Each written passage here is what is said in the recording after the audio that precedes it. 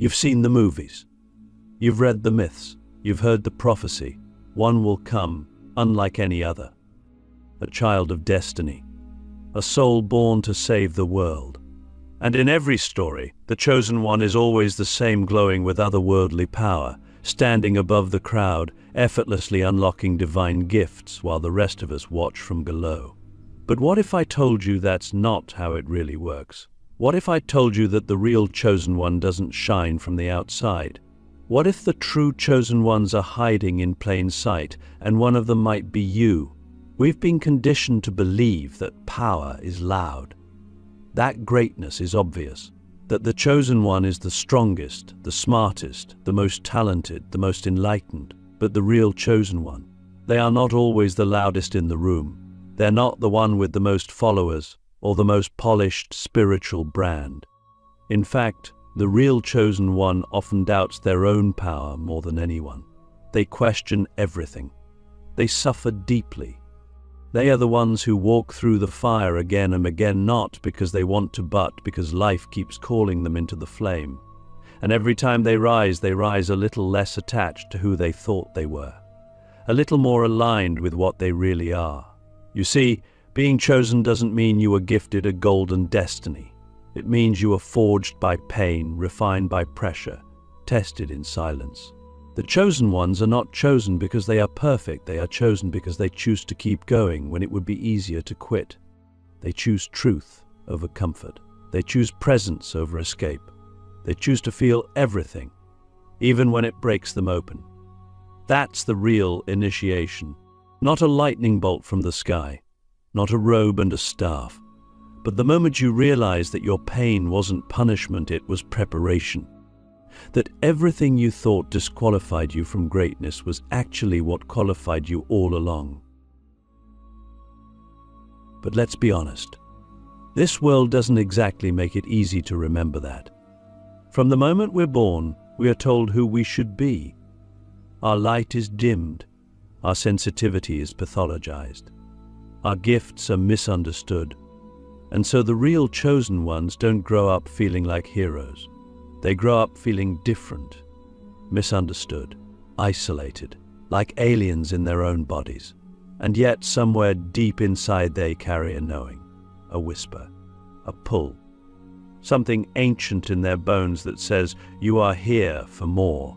And no matter how far they fall, how many masks they wear, how many times they collapse, they cannot forget that whisper. It haunts them. It calls them.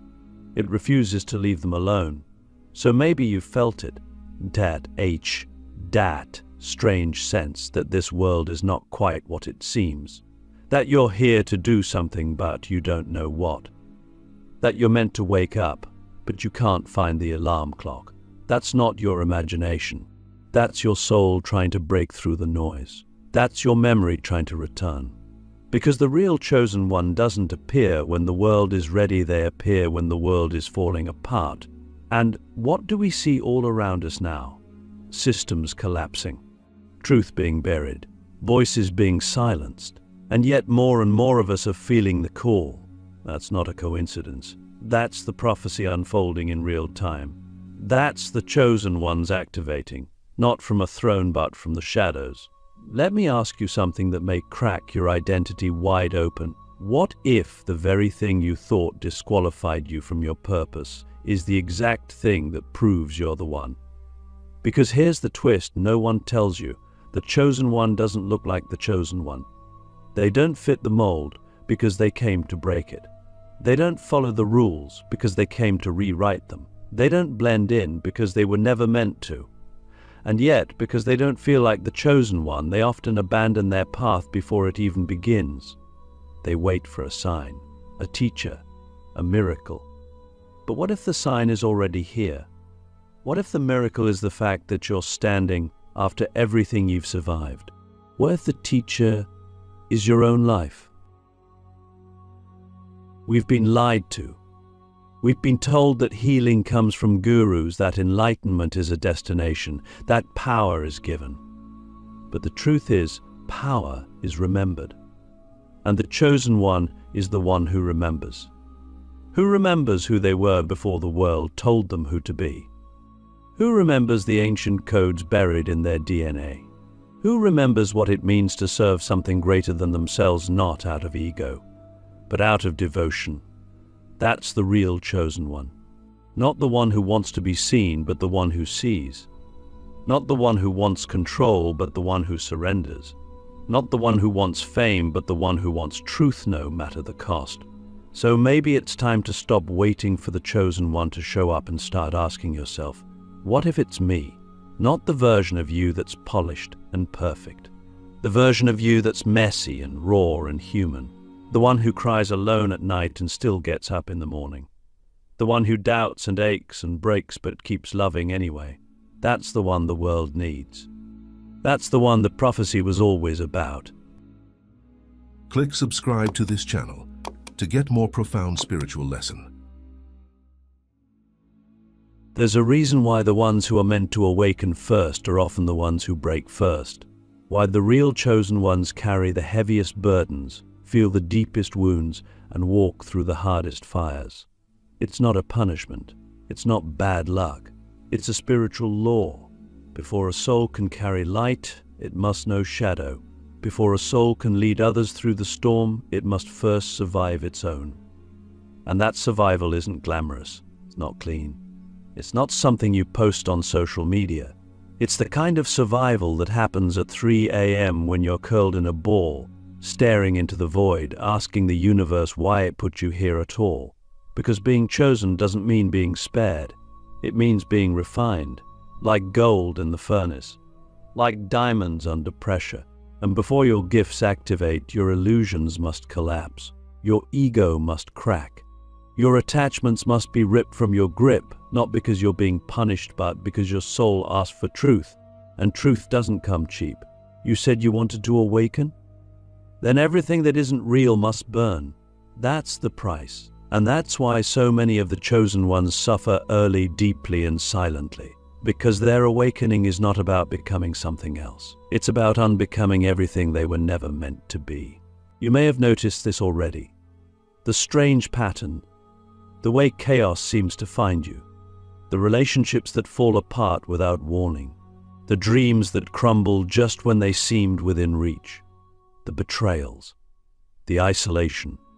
The long winters of the soul when nothing grows and the silence is unbearable. But here's the secret no one tells you. Those moments are initiations, not endings, not failures, initiations. They are the sacred tests that strip away who you think you are so that who you truly are can emerge. And the reason it hurts so much is because we've been taught to cling to masks. We've been taught to believe that safety lies in certainty. But the chosen ones, they are called to live on the edge of the unknown, to trust what cannot be seen, to walk through doors that weren't even there yesterday. Let me ask you something that might reframe your entire life. What if every breakdown you've ever had was not a detour, but a doorway? Because that's where the real initiation happens, not in the temples, not in the retreats, but in the raw, wild chaos of your actual life. When you get rejected and your heart breaks open. When your bank account hits zero and you're forced to discover a new kind of wealth. When the people you thought would stay forever leave, and you finally realize that your worth was never dependent on their love. These are not just tragedies. They are codes. Hidden in every loss is a lesson. Hidden in every collapse is a calling. And the chosen ones are the ones who eventually stop asking, why is this happening to me? And start asking, what is this trying to make of me? And what it's trying to make of you is sovereign, not perfect, not invincible, but sovereign. Someone who no longer needs external validation to know their worth. Someone who has stared into the abyss and found their own light. Someone who no longer fears the darkness because they are the darkness, the sacred, creative, divine darkness that births new worlds. That's the paradox. The chosen one is not here to escape the pain. They're here to alchemize it. So yes, the suffering comes first, the confusion, the loss, the stripping away. But it's not forever. It's only the beginning. The womb before the rebirth, the silence before the song. And when you come out the other side, you will not be who you were. You will not need what you used to crave. You will not beg for what you used to chase, because you will have remembered the one thing no one could ever take from you, your essence. And that is what makes you a true chosen one, not your talent, not your knowledge, not your image, but your ability to feel deeply, to suffer honestly, and to rise anyway, again and again, until your rising becomes a revolution, until others look at you, not because you're perfect, but because your scars remind them that healing is possible. The world has always mocked what it does not understand. It's a defense mechanism, a way to feel safe in the face of something that threatens the illusion of control. And that's why the real chosen ones are almost always ridiculed before they are revered. They are dismissed, doubted, misunderstood, not because they're wrong, but because they're early. They see what others have not yet been willing to see. They carry frequency that disrupts the collective sleep. And when you're awake in a world that is still dreaming, your presence alone becomes a threat. Think about it. The prophets were laughed at. The mystics were exiled. The revolutionaries were silenced. Not because they lacked truth, but because their truth shattered the comfort of the masses. And in our time, it's no different. The chosen ones don't get standing ovations. They get strange looks. They get labeled as too intense, too emotional, too much. They speak from the gut when everyone else wants a script. They act from intuition when the crowd demands logic. And so the world mocks them, not because the chosen are weak, but because they reflect the strength others have forgotten in themselves. This is the sacred mockery. It's not a flaw in the system, it is the system. A test, a mirror, a fire. Because if you are truly chosen, then you must be able to hold your truth even when no one claps for it. You must be able to keep walking even when the path is invisible. And when they laugh, you must learn to listen deeper, because behind every laugh is fear. Behind every eye roll is resistance.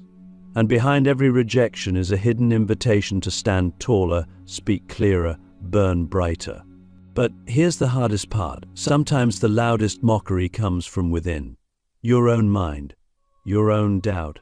That voice that says, "Who am I to think I'm chosen? Who am I to carry something sacred?" And the answer is simple. You're not. Not the you you've been taught to be. Not the you who tries to please everyone. Not the you who fits into boxes and follows the rules. That version of you is not chosen, it's conditioned. But the real you, the wild, raw, honest, unfiltered you. The part of you that's been whispering for years in your dreams, your art, your silence. That you has always been chosen. The problem is, we're taught to kill that version of ourselves before we even know its name. We're taught to trade soul for survival, to trade authenticity for acceptance.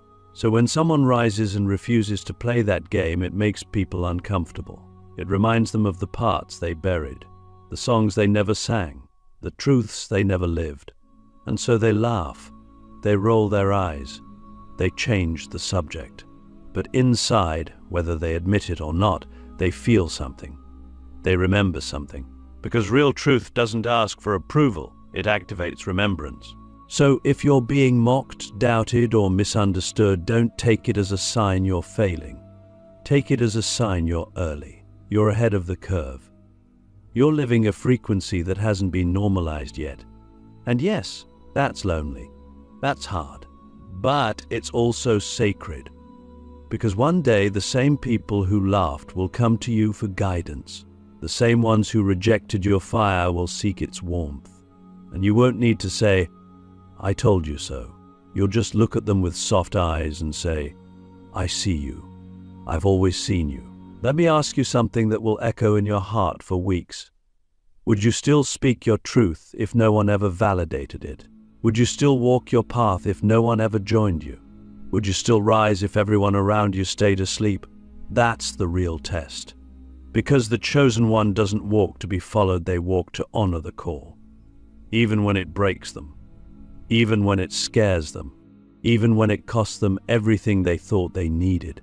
Because the call is louder than the mockery. The mission is stronger than the fear. And the soul knows what the mind is still trying to understand. This life is not about being liked, it's about being real. So let them laugh, let them doubt, Let them misunderstand, because the day will come when the world finally catches up to what your soul already knew. And in that moment, you won't need applause. You'll just keep walking, because your path was never about proving anything. It was about becoming everything you were born to be. We've spent our lives searching for the chosen one as if they are a single person, anointed by the stars, walking among us like some divine outlier. But here's the final revelation, the truth that unravels every myth you were ever told. The chosen one is not a person. The chosen one is a state of consciousness, and that changes everything. Because if it's a state of being, not a birthright, then it's available to anyone, including you, especially you. It means being chosen is not about being superior, but about choosing moment to moment to live in alignment with something far greater than personal success. It's a daily decision to serve truth instead of fear, to follow intuition instead of validation, to move from soul instead of ego. And the more you choose it, the more that state begins to choose you back. It's as if the universe starts to respond differently. Doors open. Synchronicities flood in. Not because you've earned it, but because you've become it. The chosen one is not the loudest voice, the biggest platform, or the most perfect life. The chosen one is the one who can stand in the middle of chaos and still choose peace. The one who can feel everything falling apart and still choose love. The one who, even in their darkest hour, refuses to betray their soul. That is power. That is mastery. Not the absence of fear, but the refusal to let fear lead. Not the lack of doubt, but the decision to keep going anyway. Not being above the world, but deeply rooted in it, while still remembering where you came from. We've been taught to wait for someone to save us, to look to leaders, influencers, prophets, politicians. But what if the whole time, the one we were waiting for was the version of ourselves we haven't yet stepped into? What if, instead of being chosen by the universe, we were meant to choose ourselves?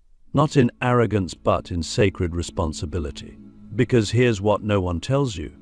There is no final choosing moment. There is no grand announcement.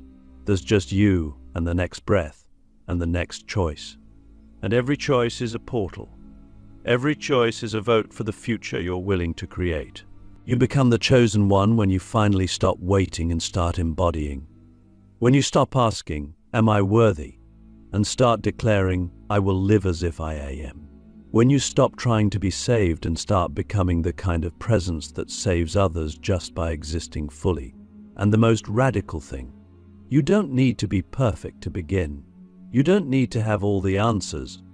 You just need to say yes to the whispers, to the nudges, to the path that doesn't make sense on paper but feels like home in your bones. So let me ask you now, maybe for the last time, what are you waiting for? You've suffered enough. You've questioned enough. You've been broken open and stitched yourself back together more times than you can count. You've seen behind the curtain. You've tasted truth. You've carried light even when it scorched your hands. You know. You've always known. And now the question is not whether you're chosen. The question is whether you'll finally live like it. Because the real chosen one isn't here to be admired. They're here to activate. To walk into the room and remind others of what they forgot. To speak in ways that awaken DNA. To love in ways that shatter timelines. To choose again and again to stand in the fire of transformation until the fire becomes them. So no, the chosen one is not a single person. It's a frequency, a flame, a way of being that anyone can embody if they're willing to burn for what's real. And when enough of us choose that path, when enough of us stop waiting and start becoming, the prophecy is fulfilled. Not by one, but by many, by the ones who remembered. And if you're still listening, still here, still breathing through this moment with your heart cracked wide open, then maybe, just maybe, you already know you are it. Now go live like you never forgot.